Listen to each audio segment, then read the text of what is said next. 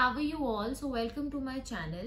Welcome back to #solution अड्डा, जो हमने एक कॉन्सेप्ट स्टार्ट किया था जिसमें आप लोगों ने मुझसे कुछ अपने क्वेश्चंस पूछे थे जिस पर मैं वीडियोस लेकर के आ रही हूँ. सो उन्हीं में से कुछ क्वेश्चंस आज मैंने अपने वीडियो के टॉपिक के लिए पिक करे हैं. So I just read out the question for you. So आज का जो हमारा वीडियो है that is on a question that was asked by Saurabh. So he says that kindly shoot a video on how to cover huge syllabus in less time. दूसरा ही एक similar question है which has been asked by Jazz Rocks. Best strategy to clear CA final exam in shortest possible time. So basically जो question है that is somewhat like कि हम कैसे इतना सारा syllabus कम से कम time में effectively, efficiently कैसे हम उसको मैनेज कर पाए, कैसे हम उसको कवर कर पाए.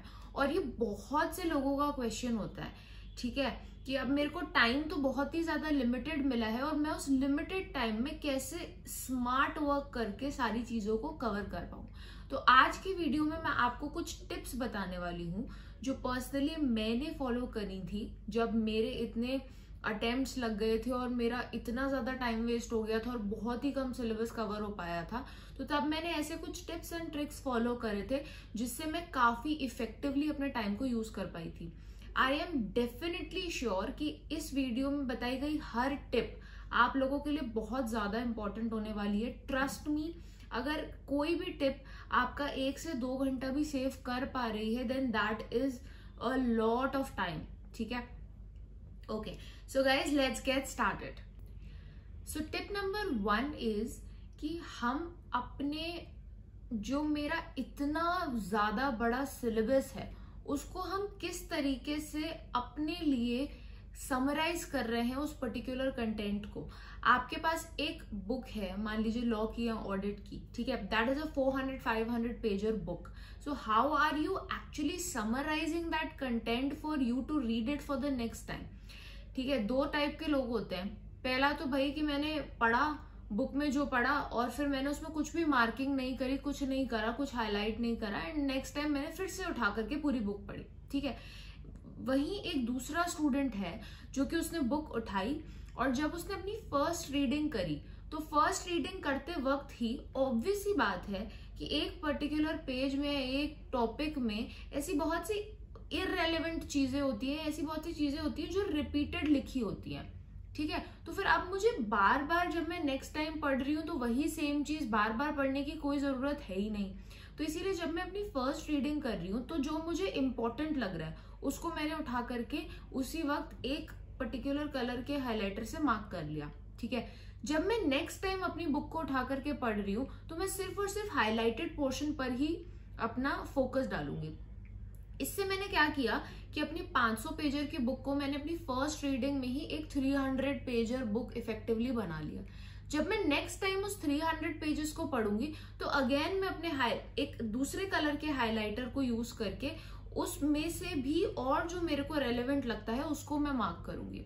ठीक है, या फिर ऐसे कुछ टॉपिक्स हो सकते हैं जो कि आपको बहुत अच्छे से याद हो चुके हैं, मतलब एकदम आपके फिंगर टिप्स पे हैं और आप उसको भूलोगे ही नहीं, तो फिर आपको अगेन उसको मार्क करने की जरूरत नहीं है. इस तरीके से आप अपने जो भी आप पढ़ रहे हो उसको कंसाइज करना, उसको समराइज करना फॉर योर बेस्ट यूज, वो आपके ऊपर है. ठीक है, सो that is I think something very important जो आप फर्स्ट और सेकेंड रीडिंग में आप अपने लिए करते हो. ठीक है, सेम वेज में ये तो हो गया थ्योरी के लिए. ठीक है, अब प्रैक्टिकल में इस चीज को कैसे इंप्लीमेंट किया जा सकता है. एक कोई चैप्टर है, उस चैप्टर में मेरे 100 क्वेश्चंस दिए हुए हैं. ठीक है, 100 में से 20 ऐसे क्वेश्चंस होते ही होते हैं जिसके एकदम सिमिलर टाइप के 20 और क्वेश्चंस होते हैं. ठीक है, तो उस 100 में से 40 क्वेश्चंस तो ऐसे ही हो गए जो कि 20-20 के सेट में रिपीट करे गए हैं. ठीक है, तो अब जब मैं वो क्वेश्चन सॉल्व कर रही हूँ फर्स्ट टाइम और मुझे ये रियलाइज हो रहा है कि सिर्फ फिगर्स चेंज करके एकदम सेम क्वेश्चन दूसरा दिया हुआ है, तो कोई मतलब ही नहीं बनता कि मैं नेक्स्ट टाइम जब उसको सॉल्व करने बैठूंगी तो फिर मैं वो सेम क्वेश्चन को सॉल्व करूंगी. उनमें से कोई भी एक क्वेश्चन अगर मैं सॉल्व कर लूं that is more than enough. या फिर कोई 2-3 कॉन्सेप्ट्स के अलग अलग क्वेश्चंस दिए हुए हैं वर्सेस एक क्वेश्चन दिया हुआ है जिसमें वो तीनों कॉन्सेप्ट आ रहे हैं, तो ऑब्वियस सी बात है मैं वो तीनों क्वेश्चंस को अपने लिए फर्स्ट टाइम सॉल्व करने के बाद उसको मैं वहीं पे काट दूंगी एंड मैं खाली वो एक क्वेश्चन को मार्क कर लूंगी नेक्स्ट टाइम सॉल्व करने के लिए, ठीक है। तो ये कुछ ऐसी चीजें होती हैं जो आपको पढ़ते वक्त खुद से दिमाग में आनी चाहिए और आपको ये चीजें करनी चाहिए। This is a very effective way of utilising your time, और आपका टाइम इससे बहुत ज्यादा सेव हो जाता है क्योंकि आप अननेसेसरी चीजों पर ज्यादा टाइम वेस्ट नहीं करते हो, ठीक है। अब आ जाते हैं हम अपनी टिप नंबर 2 पर। सो टिप नंबर 2 इज जब भी आप रिविजन कर रहे होते हो, ठीक है, so of course there are some topics जो कि आपको बहुत अच्छे से आते हैं, बट हम क्या करते हैं, मैंने प्लान बना लिया, मैं ये सोच के बैठी हूँ मुझे 4 दिन रखने हैं लॉ के लिए और मुझे पूरा लॉ रिवाइज करना है, ठीक है। अब उन 4 दिन में मैंने एक दिन तो वही टॉपिक्स रिवाइज करे जो मुझे बहुत ज्यादा अच्छे से आते हैं। मतलब अगर मुझे कोई नींद से भी उठा के पूछ लेगा ना कि इस टॉपिक में बता दो, तो मुझे पता होगा, फिर भी मैं एक दिन मैंने उसको लगाया रिवाइज करने में, जस्ट बिकॉज मुझे पूरा सब्जेक्ट रिवाइज करना है। सो दिस इज समथिंग, अभी बहुत छोटी सी चीज है, लेकिन अल्टीमेटली आपका वो एक दिन उसमें चला गया जिसमें नहीं जाना चाहिए था। अगर वो एक दिन आप किसी ऐसे टॉपिक पे लगाते जो आपका वीक एरिया था, उसको आप स्ट्रॉन्ग करने में लगाते, तो वो आपके लिए बेटर होता। तो जो प्रेजेंस ऑफ माइंड रिक्वायर्ड होता है at the time of revision, that is also very very important. Now coming to tip number 3। सो हम सबके साथ ये चीज होती है कि कोई ना कोई ऐसा चैप्टर या कोई ना कोई ऐसा टॉपिक जरूर होता है जो कि हमें बहुत बोरिंग लगता है। अब मैं अपना पर्सनल एक्सपीरियंस बताती हूँ, मुझे स्टैंडर्ड्स ऑन ऑडिटिंग बहुत ज्यादा बोरिंग लगते थे, मुझसे नहीं होते थे, ठीक है। मैं जब भी उसको पढ़ने बैठती थी मुझे नींद आती थी या मुझे बहुत ज्यादा बोरिंग लगने लगता था और मैं छोड़ देती थी। तो मैंने क्या सोचा कि अब मैं क्या करती हूँ, मैं सोच के बैठती हूँ कि यार मैं 3 घंटे अब खाली स्टैंडर्ड्स ऑन ऑडिटिंग को दूंगी। अब वो मैं आधा घंटा पढ़ती हूँ और मैं इरिटेट होने लगती हूँ या मैं परेशान होने लगती हूँ, ठीक है। तो फिर मैंने क्या सोचा कि इससे बेटर कि मैं एक पूरा स्लॉट स्टैंडर्ड्स ऑन ऑडिटिंग को डेडिकेट करूँ। मैं क्या करती हूँ कि मैं रोज मे बी सुबह उठते ही रोज 1 घंटा खाली मैं स्टैंडर्ड्स को दे दूंगी, और कोई भी 2 स्टैंडर्ड्स जो मेरा मन कर रहे हैं, कोई भी 2 स्टैंडर्ड्स जो सीरीज में आ रहे हैं, मैं वो 2 स्टैंडर्ड्स उठा के उनको अच्छे से करूंगी। तो rather than doing a boring topic for longer hours, it is better to break that particular topic into parts and cover it half an hour or 1 hour on a daily basis. इससे क्या होता है कि मैं अपने mind को एक तरीके से एक रिलैक्सेशन दे रही हूँ कि हाँ ठीक है तुम्हें बोरिंग लगता है, कोई बात नहीं, मैं सिर्फ 1 घंटा ही पढ़ूंगी। बट मैं पहले 3 घंटे ऑल्टरनेट डेज पढ़ रही थी, अब मैं 1 घंटा रोज पढ़ रही हूँ, तो ज्यादा कोई फर्क तो पड़ नहीं रहा है। So this is again a tip which you can follow for your uninteresting and boring topics. Now coming to your tip number 4. Efficiency बहुत ज्यादा मैटर करती है। आप अगर 4 घंटे बैठे हो पढ़ने के लिए और आप उन 4 घंटे में से सिर्फ 1 घंटा इफेक्टिवली पढ़ पा रहे हो, तो क्या फायदा हो रहा है? तो एफिशिएंसी आपकी कितनी निकल के आ रही है? क्या वो 3 घंटे आप वाकई में 3 घंटे पूरे यूटिलाइज कर रहे हो या नहीं? This is really very important. So you need to be focused enough. और अगर आपको कभी लगता है कि यार मैं बैठता तो 3 घंटे हूँ, बट मैं 1 घंटा तो मैं कुछ सोचता रहता हूँ, 1 घंटे में बीच में डिस्ट्रैक्ट हो जाता हूँ, तो फिर क्या फायदा यार इन सब चीजों का? तो इस चीज को भी ऑब्जर्व करके ठीक करना वो आपकी जिम्मेदारी बनती है। अगर आप डिस्ट्रैक्ट हो रहे हो तो आप क्यों डिस्ट्रैक्ट हो रहे हो? आपका फोन बज रहा है, आप अपना फोन साइलेंट में क्यों नहीं करके बैठ रहे हो? ठीक है, अगर आप बीच में कुछ सोचने लग जा रहे हो तो क्या ऐसा है यार जो तो उस टाइम पे तुम्हारी पढ़ाई से ज्यादा इंपॉर्टेंट हो गया? क्या वो चीजें बाद में नहीं सोची जा सकती हैं? तो अगर मैं 2 घंटा कोई चीज पढ़ने बैठ रही हूँ, then make sure before sitting you tell your mind कि यार 2 घंटे बस मेरे को यही करना है और इसके अलावा मुझे कुछ नहीं करना है। बस ये टॉपिक मुझे आज खत्म करके रहना है और इस टॉपिक को बिल्कुल एंड टू एंड, मतलब at the end of 2 hours I should become a master of this topic is what should be my aim. So this is again very important कि जितने घंटे बैठो पढ़ने के लिए उतने पूरे घंटे आपके यूटिलाइज होने चाहिए, अदरवाइज कोई फायदा नहीं है। कहने के लिए आप 12 घंटे पढ़ रहे हो बट अल्टीमेटली आप खाली 6 घंटे पढ़ रहे हो।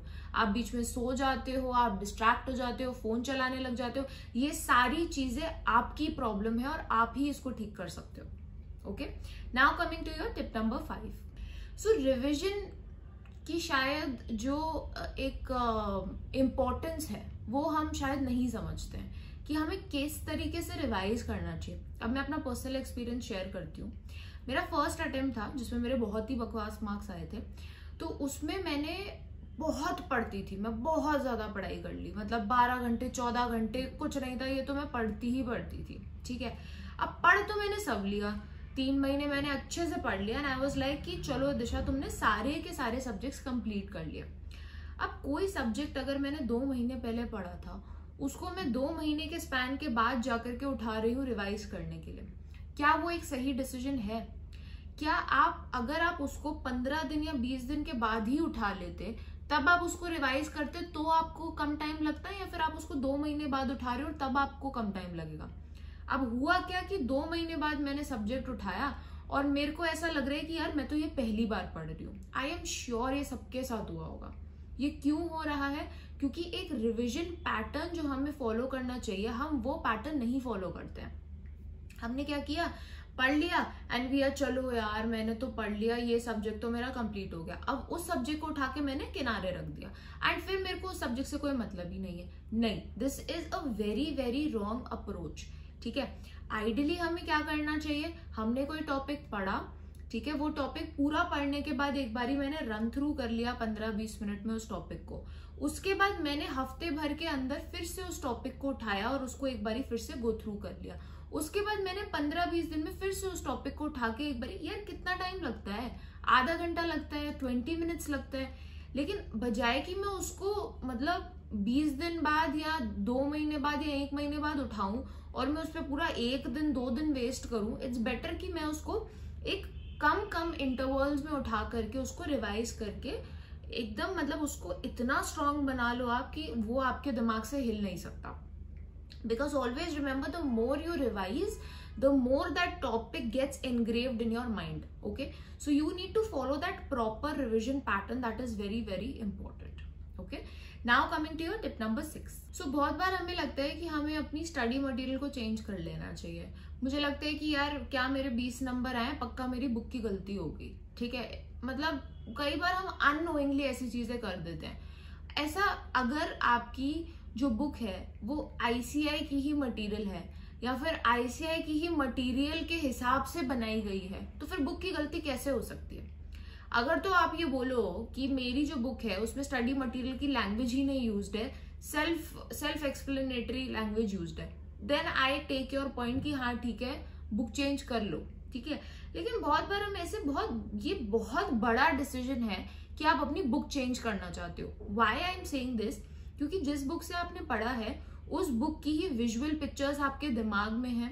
ठीक है, उस बुक से आप बहुत ज्यादा फ्रेंडली हो चुके हो, in your eyes your mind is much more friendly with that book as compare to the new book that you are going to take. ठीक है, तो whenever you are taking these decisions like changing your book, that is a big decision, and evaluate करो अच्छे से कि क्या वाकई में मेरी बुक की वजह से ही मेरे कम नंबर आए थे। आई एम नॉट सेइंग कि ऐसा नहीं होता है, मेरे साथ हुआ था, इसीलिए मैं बता रही हूँ। ऑडिट की बुक मैंने अपनी पर्सनली बीच में चेंज करी थी एंड एक्चुअली मेरा उससे बहुत ज्यादा फर्क पड़ा था, but then I gave it a lot of thought and genuinely जब मुझे लगा कि हाँ यार बुक की प्रॉब्लम है, तभी जाके मैंने चेंज किया था। ठीक है, सो इसीलिए instead of questioning the outer circumstances also try to question the inner things that you have, कि कहीं मेरी गलती की वजह से तो नहीं कम आए थे। हमेशा बुक का या टीचर का दोष नहीं हो सकता है। ठीक है, सो that is also something that you should keep in mind. So guys that was all from my side. I hope कि ये टिप्स आपको बहुत ज्यादा हेल्प करेंगी जब आप अपना प्लान बनाओगे, तो एक फोकस्ड अप्रोच रखना। ठीक है, फोकस मोर ऑन चैप्टर्स जो कि बहुत बार एग्जाम्स में पूछे जाते हैं, end of course less on chapters जो कि बहुत ज्यादा टाइम टेकिंग होते हैं। जो मैं हमेशा बोलती हूँ कि इजी और स्कोरिंग चैप्टर्स वो हमारे लिए बोनस है। इजी और स्कोरिंग, अगर कोई चैप्टर इजी भी है और स्कोरिंग भी है और उसके जो मार्क्स का वेटेज है वो भी अच्छा खासा आता है एग्जाम में, जैसे फॉर एग्जाम्पल प्रोफेशनल एथिक्स, तो वो मेरे लिए एक बोनस है। मतलब वो तो मुझे इतने अच्छे से करके जाना है कि उससे अच्छे से तो कुछ और करना ही नहीं है। दूसरे टाइप के चैप्टर्स आते हैं जो कि इजी तो होते हैं बट उनका वेटेज इतना ज्यादा नहीं होता है, तो वो मेरे सेकंड प्रायोरिटी के चैप्टर्स हो जाते हैं। And third type of chapters are जिनका वेटेज कम है, ठीक है, लेकिन वो डिफिकल्ट है। तो फिर ऑब्वियसली वो तो मेरे लिए इतना ज्यादा इंपॉर्टेंट है नहीं। And fourth type of chapters are कि जिसका वेटेज तो ज्यादा है लेकिन वो डिफिकल्ट चैप्टर्स हैं, तो वो भी मेरे लिए कहीं ना कहीं एक थर्ड प्रायोरिटी बन सकती है। ठीक है, so may be this is how you need to think and plan कि जो इजी है और वेटेज भी ज्यादा है वो तो बस आप पकड़ के बैठ जाओ कि बस भाई मुझे ये तो बहुत अच्छे से करना ही है। कंपनी ऑडिट हो गया, फिर आपका प्रोफेशनल एथिक्स हो गया, ठीक है। और जैसे जो डिफिकल्ट हो गए बट वो वेटेज तो बहुत ज्यादा आता है, जैसे ये हो गए स्टैंडर्ड्स ऑन ऑडिटिंग, तो इसको आप ठीक ठाक एक वेटेज दे सकते हो, ठीक ठाक एक वो दे सकते हो प्लान में अपने बनाते हुए। So that is how you need to plan guys. I hope ये वीडियो आपको अच्छा लगा होगा। अगर आपको वीडियो अच्छा लगे तो प्लीज आप इसको लाइक करें, आप अपने फ्रेंड्स के साथ शेयर करें so that this video can help them as well. Okay, so thank you so much guys for listening to me, for watching my video. आपकी जो भी क्वेरीज हैं you can please put it below in the comment section and just to give you just to tell you guys कि मैं plan कर रही हूँ कि मैं नेक्स्ट जो कमिंग वीकेंड है उस पे मैं प्रॉब्ली 20th या 21st मार्च वाला जो वीकेंड है उसमें I am planning to come live and solve all the queries that you have listed in the comment section of my #solution Adda वाला video. So instead of because I thought कि ऐसे में सब पे वीडियोज बनाऊंगी तो इट वुड बी वेरी मतलब आपको काफी ज्यादा वेट करना पड़ेगा, तो इसीलिए मैं लाइव आकर के वो जो कमेंट्स हैं उनको टेकअप करूंगी। And at the end of that live session I will also be taking an open session of 15-20 minutes जिसमें मैं आपके सारे क्वेश्चंस को एड्रेस करूंगी। So I am hoping to see you guys over there. अभी मैं time और exact date जो है वो मैं पोस्ट करूंगी अपने चैनल में, so please stay tuned for that. Thank you so much guys, thank you so much and all the very best.